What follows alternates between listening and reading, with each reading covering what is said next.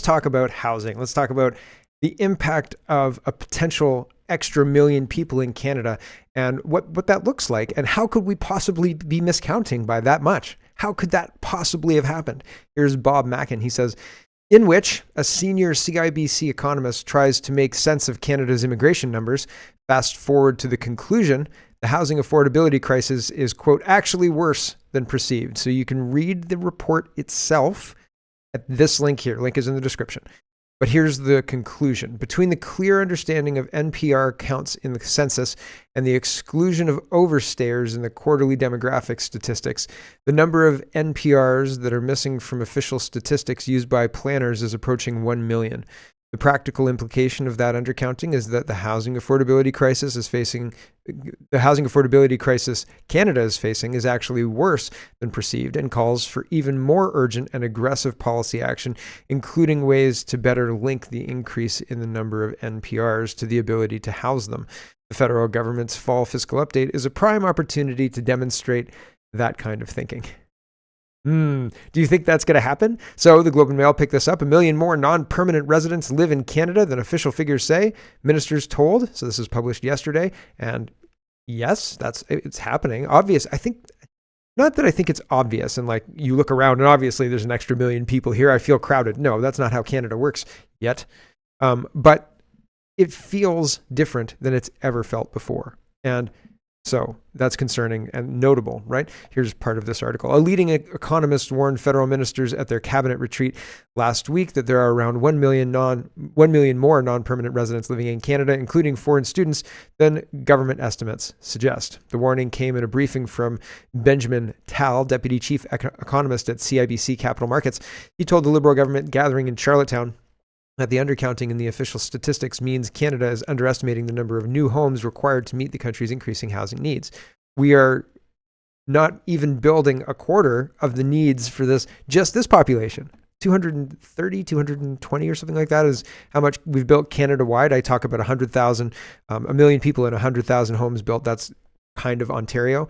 And then the other 150 or so are built across the rest of the country. So that's interesting, right? But fundamentally, we don't have enough houses by a lot, and that's causing an affordability crisis. Back to this. Mr. Tall said in an interview that the government estimate of the number of non-permanent residents in the country in 2021 was around 1 million, but his analysis found that there were closer to 2 million. The main reason for this discrepancy, he said, is that the government is not counting people who remain in the country after their visas expire. Mr. Tal said Statistics Canada assumes that temporary resident visa holders, including international students, leave the country 30 days after the expiries of their visa. Their software, their coding makes the assumption that 30 days after your visa expired, you left the country. And despite that, the fact you have not left the country, he said. He said a majority of temporary residents don't leave in this time frame, and many apply to extend their stay in Canada. I mean, it might be easier to find housing back in their home country, right? Like, honestly. And so, I mean, it's interesting that it's interesting that students are staying even though the housing situation is so competitive. I wonder why. I'm not even trying to be funny. I wonder what the draw is, because like there are Canadians who are running screaming from this place. So it's interesting to me that there are students who are saying, I really like the Shoppers Drug Mart job. And I like the fact that I have zero money left after paying for all my expenses and everything, et cetera, et cetera. And also this 6 months of winter is wonderful. Like, what? I haven't heard any of those things. So what's the draw, right? Like, why Canada? Please do tell me. Kirk says, and I mean, I love what Canada was, but what Canada is now, it's a weird nanny state where the person running it is Miss Umbridge. No, what was it? Is it Miss Umbridge in Harry Potter? Yeah, here she is, Miss Umbridge, right? She's the sickly sweet one with all the pictures of all the cats. And she's very, very like, she'll smile at you as she's stabbing you in the throat, right? So like, that's what it feels like. The tyranny of this sickly sweet grandmother who hates you and your children for various reasons, right? That's the tyranny of Canada. So I just don't get the draw. That's what Canada has become under Justin Trudeau, which is weird, right? Because you'd think it would become something else under somebody like Justin Trudeau. But that's, I think, what most closely resembles what I think about when I think of the Canadian tyranny that we're experiencing. Also, I worked in schools. And so like schools are very interesting things because there are a lot of women and there are inbuilt layers. You've got administration, principal, and vice principal. That's a whole layer, right?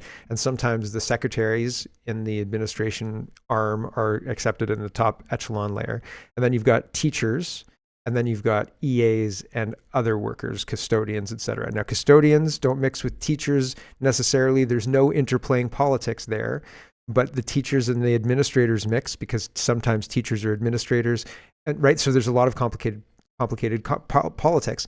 Often if there's a male principal, the drama is reduced. If there's a female principal, the drama is increased depending on the age of the female. And you would think the older is better because less drama. You'd be wrong. You'd be wrong. Jeepers creepers. I've experienced it firsthand and I couldn't believe it. And I mean, like I'd been recruited by EAs to be on their side. I've been recruited by teachers to be on their side. And I was like, listen, I'm a no drama llama. I don't talk about anybody behind anybody's back about anything ever. Period. So if you're gossiping, I'm going to be interested in something else over there. Bye. And like people didn't know what to do with me because I would refuse to get into it. But people wanted you on their side all the time. Anyway, it's crazy. Okay.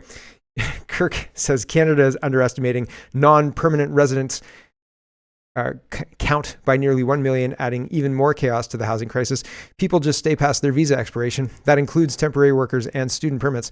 Essentially, Canada doesn't even know how many people are living in Canada illegally, and the Trudeau government isn't doing anything about it. Many of them would have to be working for cash under the table as well. What a mess this country is. Ooh, so I mean, they can't shut down. They can't shut down cash because there's a lot of people who depend on that. Here is table salt, and they say, so to summarize, in 2023, Canada will have 465,000, that's almost 500,000, new permanent residents, an estimated 800,000 international students, 135,000 temporary foreign workers, and up to 1 million uncounted for, as per the CIBC, 2.5 million more people, and only 261,000 new homes for them. Yay! It's terrible. It's not going to help anybody. It doesn't help anybody do anything. Like, you can't house these people. Here's Mackenzie Gray. He's reporting on this housing crisis too. Tackling the housing crisis might just have gotten that much harder.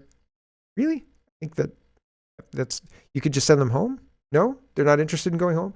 CIBC believes the statistical error in immigration data means that there's an additional 1 million people in Canada who haven't been counted. Here's my story on how this happened and the impact on housing. So we'll just keep going. It's Sean Fraser. Now, because there's so many people, you see, and because the Canadian government has screwed up so badly, and apparently on the table is not removing these people from Canada who have overstayed their visas. No, the solution is building 4 units of housing per every single family, like single lot for a house. What used to be a single lot for a single house is now up to 4. So if you are an investor, say I'm BlackRock, just for fun, okay, and I buy 7 properties on a block, and my intention is to knock down the houses of those family homes and then put up 4plexes. No parking. No parking is necessary though because climate change, right? Obviously climate change. You don't get a car. You don't get a car because of climate change and density that we have to force. And so that's what this is doing. They're trying to remove the family home, create incentives for investors to buy family homes and turn them into investment properties. If you own a home, you are also incentivized to knock down your family home or renovate your family home into 4 units rather than keeping it a single unit and paying all the taxes. Because if they can put taxes on 4 units on their house, on that piece of property, they're going to try. They're going to try. And if you don't, they'll say, listen, we're going to pay you money to build a condo unit above your house. Don't worry. They won't park in your driveway.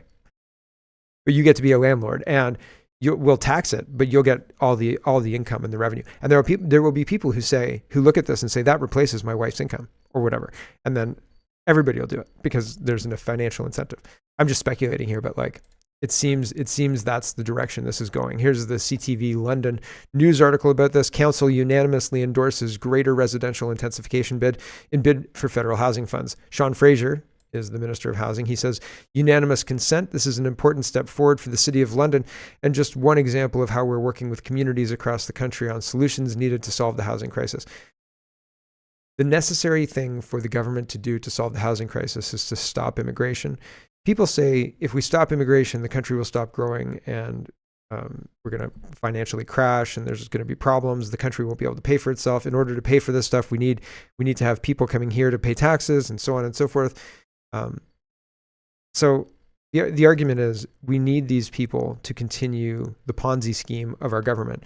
And maybe the counter argument is the Ponzi scheme should collapse to expose the liars who are running the scheme, and then we can fix the problems that are the inherent problems, the core problems, and have a country that's stable and not relying on a Ponzi scheme to keep generating this faulty wealth. And I'm not like, it's bumpy to do that. You know what I mean? Like it's not an easy thing to do. So people don't do it, right?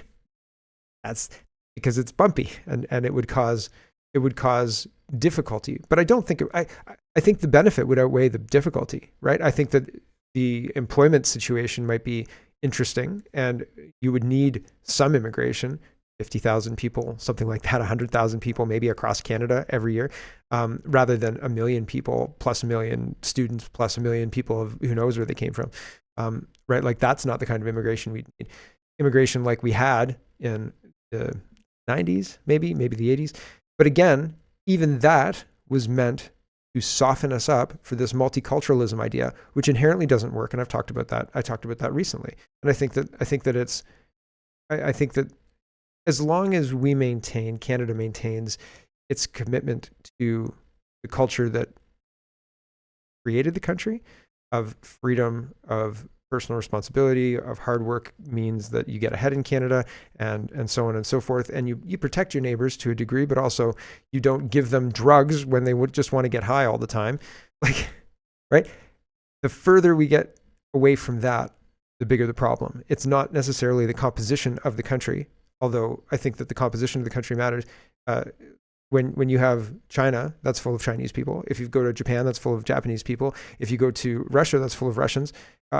If you go to Canada, right? Like, so I think that there's a place for that. And as I said the other day, our culture deserves to be protected. There's nowhere like Ontario, right? It's very middle America, circa, I don't know, the dream of middle America. And I don't know that there's anywhere like it. You know what I mean? And Quebec, there's nowhere like that. And the Maritimes and so on and so forth. And Alberta and out west as well. And BC, there's certainly nowhere like BC.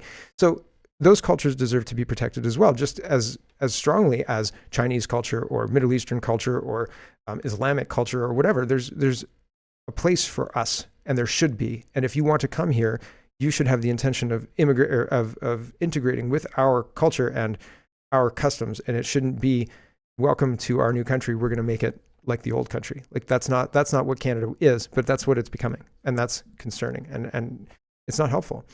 Global News is reporting buying property with others is helping some Canadians offset the pain of higher interest rates, a new report suggests. So you say to your mom, listen, I love that single house you've got there, but what if it was a duplex, right? We're going to knock it down and make a duplex. We'll make a triplex and we'll rent one out and I'll be the landlord and you'll just get the money, right? And people will do this. And then you've cast the die for the next, I don't know, 50, 100 years for this hyper-dense place where we've got all this land. Why are we doing this? It makes no sense. It makes no sense whatsoever from a strategic point of view, from a management point of view, from looking at our resources and saying we could do this or this or this or this. Let's make it super dense in downtown Elora. You know what I mean? Like, no, this is insanity. It is a complete, utterly stupid way of managing this problem. And it ignores the core problem. It totally ignores the core problem, which is supply and demand, in my opinion. But again, I'm not a money guy. So people say there's other issues, but I think that it's fundamentally a supply and demand issue. If you bring 1 million people in or more, 2.5 million people, and you have 200,000 homes for everyone, not just the people that you brought in, you are woefully under the number that you need to satisfy the demand from that population. So I think that obviously the supply that's there, that's available, is increased in price. Obviously, and I can't escape that logic. There are people who make other arguments, but I think, man, I think this is A plus B equals C. It's obvious right there. Hello, everyone. Thanks very much for watching. This is just a short version of a longer show. If you'd like to get the whole show, you can go over to CanadaPoly.com and sign up for a subscription. Just look in the drop-down tab for Shop and Donate and look for subscriptions, and you'll get immediate access to the full show. Love to see you. Thanks for watching, everybody. Have a wonderful